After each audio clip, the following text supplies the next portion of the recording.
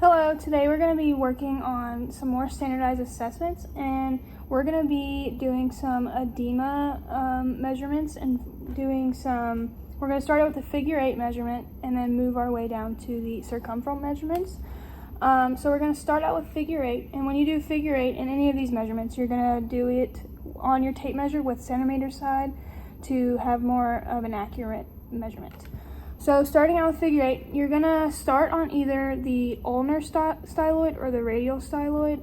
And whatever you do when doing these measurements, it doesn't matter necessarily where you start or how you do it, as long as you're doing it at the same time every time. So we're going to start out here, go across. Notice how I'm supporting the patient.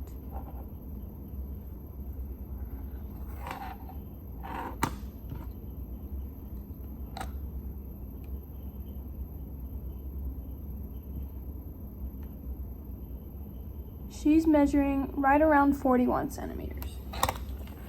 Good. All right, so next we're gonna do, on the same arm, we're gonna measure at the elbow crease.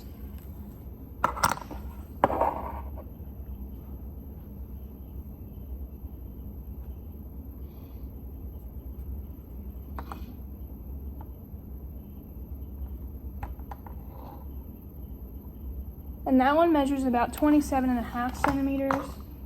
So next is mid forearm, and you don't have to sit and measure the entire forearm and figure out what's midpoint, but just kind of eyeball it and make sure you're doing the same for every patient. So I'll put a hand here at the wrist just to get about halfway point, and then measure around there.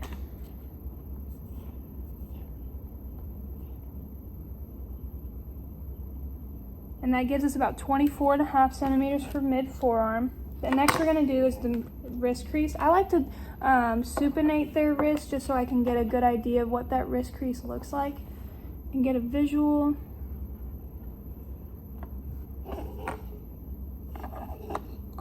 Oops.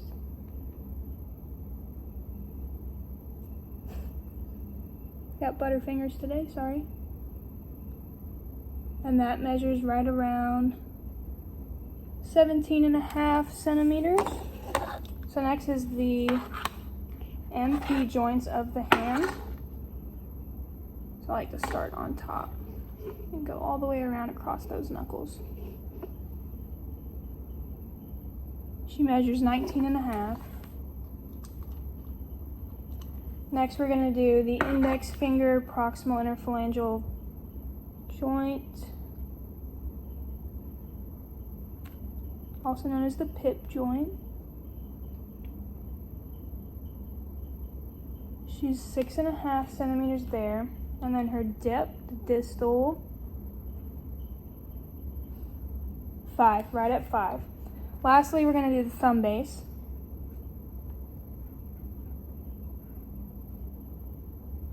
Oopsies.